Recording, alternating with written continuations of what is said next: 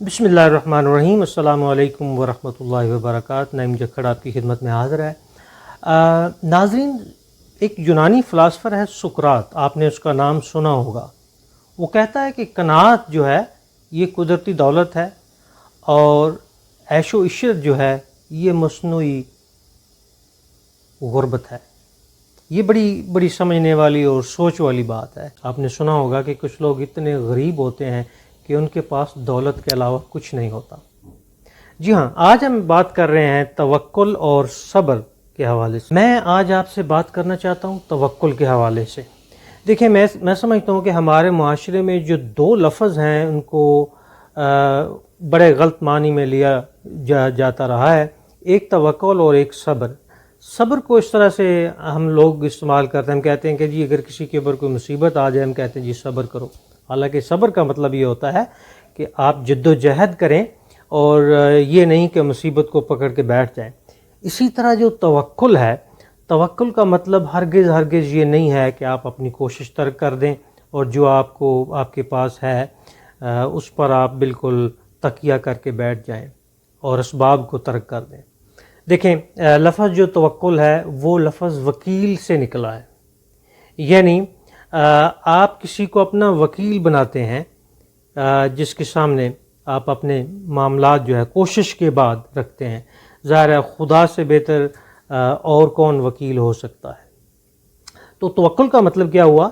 ये हुआ कि जो असबाब आपको मुयस्सर थे उसमें जो आपने कोशिश की और जो हासिल किया, अब आप उस पर शुक्रगुजारी करें और उसके ऊपर कनात करें और उसको अपनी ज़िंदगी में मुनासिब तरीके से उसी से फ़ायदा उठाएं। लेकिन इसका मतलब हरगिज़ ये नहीं है कि आप अपनी कोशिश तर्क कर दें। आइए हम देखते हैं कि तवक्कुल हासिल कैसे होता है। ज़ाहिर है कि ऐसा मौजू है जिस पर बड़े बड़े उलमा ने, बड़े बड़े लोगों ने, बड़े बड़े दानिश्वरों ने रोशनी डाली है। मेरा अंदाज़ जो बात करने का है वो थोड़ा सा साइंटिफिक और थोड़ा सा टू द पॉइंट है।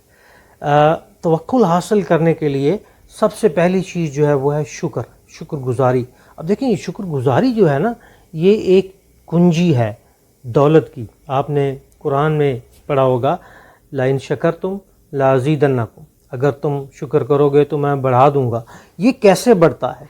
एक तो ऑटोमेटिकली ये इस तरह बढ़ जाता है कि जब आप जो आपके पास सहूलियात या जो चीज़ें मुयस्सर हैं, जब आप उस पर शुक्र करना शुरू कर देते हैं तो ऑटोमेटिकली आपका दिल जो है वो अमीर हो जाता है और आप समझने लगते हैं कि आप महरूमियों से निकल आए। दूसरी बात जो है तवक्कुल हासिल करने के लिए शुक्रगुजारी के बाद जो करना ज़रूरी है वो ये है कि कभी भी अपने आप को दूसरों से मुआवजा ना करें। जिस तरह इस दुनिया में हर इंसान का DNA मुख्तलिफ है, इसी तरह इंसान जो है वो अपनी शक्ल और साख्त और अपनी सोच के हवाले से मुनफरिद होता है। लिहाजा ये मुमकिन नहीं है कि हम किसी एक इंसान का दूसरे इंसान के साथ इस तरह से मुआवजा करें जिससे किसी में अच्छाई और बुराई या कमी और बेशी या छोटे और बड़े होने का तसव्वुर जो है मिले।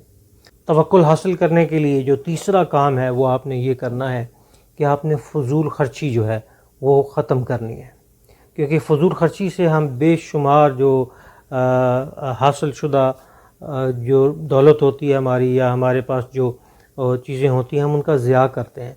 हर आदमी कुछ ना कुछ कहीं ना कहीं फजूल खर्च ज़रूर होता है। अगर आप कभी मुहासबा करें अपनी चीज़ों का, अपने अखराजात का, और कोशिश करें कि इन फजूल खर्ची को ख़त्म करें और जो कुछ आपके पास बचत है अगर आप ख़र्च करना चाहते हैं तो आप उसको अगर मसाकीन और ज़रूरतमंदों के लिए ख़र्च करें तो ऑटोमेटिकली आपके अंदर एक ऐसा एहसास पैदा होगा, ऐसी रूहानी क़ुव्वत पैदा होगी जिससे न सिर्फ़ कि आपको तवक्कुल हासिल होगा बल्कि आपके अंदर एक तवानाई जो है वो जमा हो जाएगी।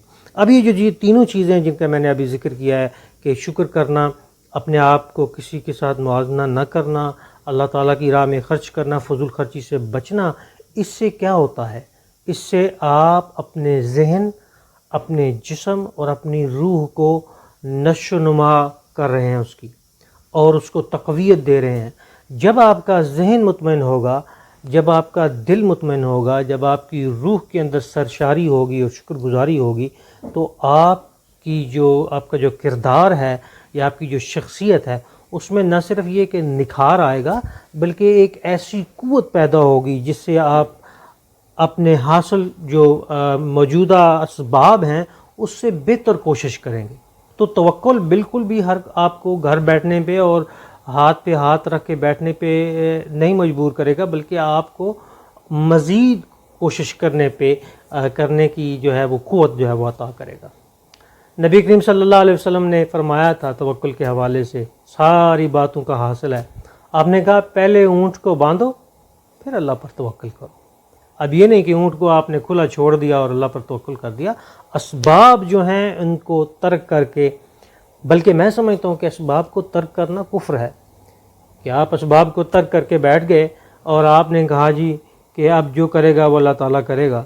آپ نے غالباً رابرٹ بروس کی کہانی سنی ہوگی، جو ایک بادشاہ تھا جس کو ایک جنگ میں 100 دفعہ شکست ہوئی، اور پھر وہ غار میں گیا اور اس نے وہاں پہ ایک مکڑی کو دیکھا یا ایک چونٹی کو دیکھا جو بار بار غار کی چھت پر چڑھتی تھی اور گر جاتی تھی، اور جب وہ 101 دفعہ اس نے جب کوشش کی تو وہ چھت کے اوپر چڑھنے میں کامیاب ہو گئی۔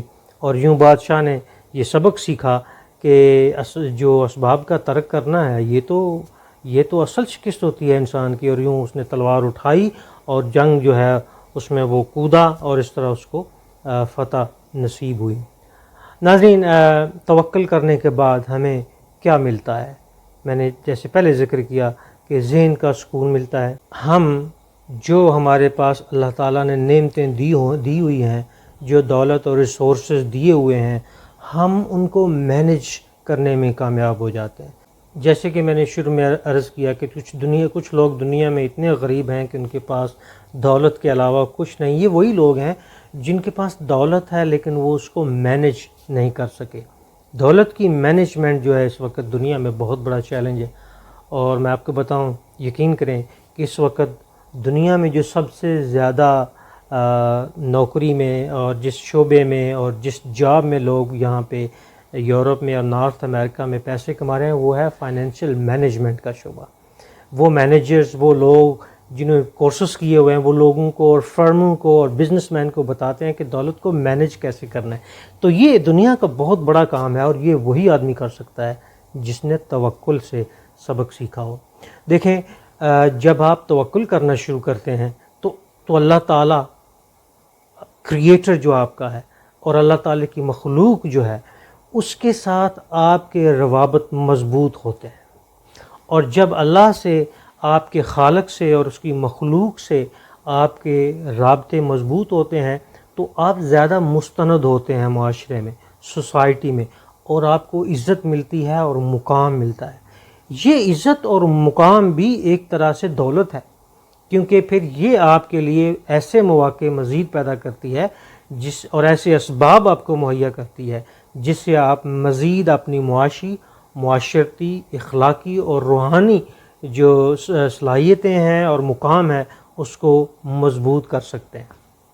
آئیے ہم سوچیں کہ ہم نے توکل جو ہے وہ کیسے کرنا ہے، اور توکل سے کس طرح سے روحانی قوت حاصل کر کے اسباب کو ترک کیے بغیر، کوششوں کو، محنت کو، جد و جہد کو ترک کیے بغیر، بلکہ اپنا کر توکل کے ساتھ اور ہمت کے ساتھ، دانائی کے ساتھ اور پلاننگ کے ساتھ زندگی میں آگے بڑھ کر نہ صرف یہ کہ اپنے لیے جو ہیں وہ اللہ تعالیٰ کی نعمتوں کو اکٹھا کرنا ہے، بلکہ لوگوں کے لیے مثال بننا ہے۔ پاکستان زندہ باد۔ السلام علیکم ورحمۃ اللہ